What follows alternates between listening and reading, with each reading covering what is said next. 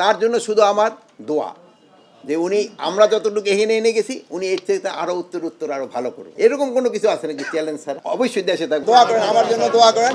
আপনি যতটুকু নিয়ে এসেছেন, সামনে যিনি স্বরাষ্ট্রমন্ত্রী হবেন তার জন্য চ্যালেঞ্জ কি কি থাকছে, কি মনে করেন? না, তার জন্য শুধু আমার দোয়া যে উনি আমরা যতটুকু এখানে এনে গেছি উনি এর থেকে আরও উত্তর আরও ভালো করবে। তার জন্য আমার দোয়া এবং শুভকামনা রইল। উনি আরও ভালো করবেন, আমাদের থেকে আরও ভালো করবেন। এই জন্য পরামর্শ চ্যালেঞ্জ মানে বাস্তব জীবনে সারাটা জীবনই কিন্তু চ্যালেঞ্জ। আপনার সংসার জীবনও কিন্তু চ্যালেঞ্জ ছাড়া কিন্তু কোনো কিছু নেই। এরকম কোনো কিছু আছে নাকি চ্যালেঞ্জ ছাড়া? সব জায়গায় চ্যালেঞ্জ। আপনি স্কুলে পড়াশোনা করছেন, ওটাও একটা চ্যালেঞ্জ। ফার্স্ট হতে পারবেন না, নাকি সেকেন্ড হবেন, কী হবেন, ওটাও একটা চ্যালেঞ্জ তো সব জায়গায় থাকে। বাট চ্যালেঞ্জটা মোকাবেলা করতে হবে সবাই, এবং দৃঢ়তার সাথে মোকাবেলা করতে হবে। আর আমি হলো সবচেয়ে খুশি, আপনারা আমার অনেক সময় আমার ভুলটা ধরাই দিয়েছেন, আমি ওটার চেষ্টা করছি ওইটারে কীভাবে আবার মেকআপ করা যায়। আর আমি সবচেয়ে বেশি আমার আইন শৃঙ্খলা বাহিনী সবটা ইউনিটে আমি গেছি তাদের ধন্যবাদ দেওয়ার জন্য।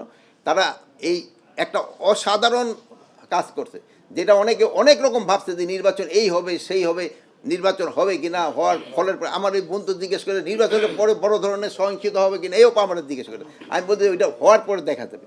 কিন্তু আল্লাহ দিলে আপনাকে সবাই সাহায্য এবং সহযোগিতায় এটা হয়েছে।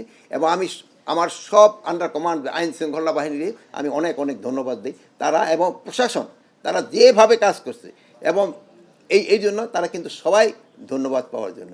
আমার বিভিন্ন মন্ত্রণালয় এবং অধিদপ্তর এবং আমাদের সাথে যারা ইন এইড অফ সিভিল পাওয়ার আছে, আমি সবাই ধন্যবাদ দিই। ইভেন এই যে মাদক অধিদপ্তর ছিল, এরও কিন্তু ট্রিমেন্ডাস করছে। আপনি দেখেন মাদকের এইটাও কিন্তু আগের থেকে কমছে, বাট আমি একেবারে এলিমিনেট করছি, আমি এটা করতে পারবো না।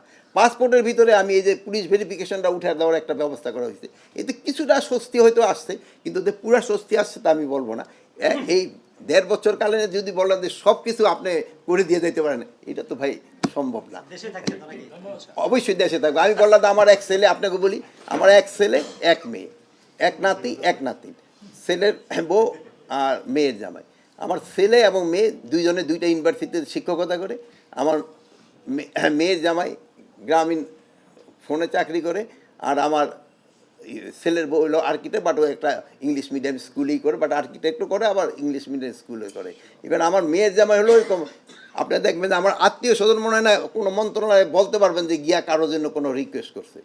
ইভেন একবার ওই গ্রামীণ ফোনের সিও আসতেছিল, উনি একবার না দুইবার, আমার জামাই বলতেছে ওই তো ইঞ্জিনিয়ার, বাবা আমার কথা এখানে উঠাইয়েন না, উঠাই বললে হয়তো সে যদি জানে, বা সেই সময় সে আবার কেউ একটা কি আত্মীয় স্বজন যদি একটা রিকোয়েস্ট দিলে এই হলো, মানে এরও কিন্তু মোটামুটি মানে এই অ্যাডমিনিস্ট্রেশনে এরাই আতর এরা আছে, এরও কোনো দিন বলতে পারবো না যে এই কোনো একটা কাজের জন্য তারা এখানে আছে।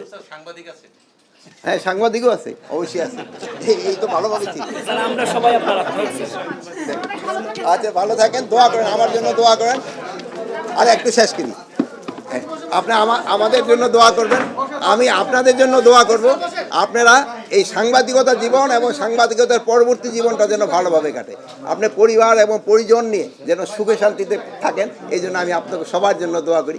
আপনারাও আমার জন্য দোয়া করবেন, আমি আপনার বাকি জীবনটা আমার পরিবার পরিজন নিয়ে ভালোভাবে কাটাতে পারি, এবং এই বাকি জীবনটা আল্লাহ করে যেন সময়টা কাটাই দিতে পারি।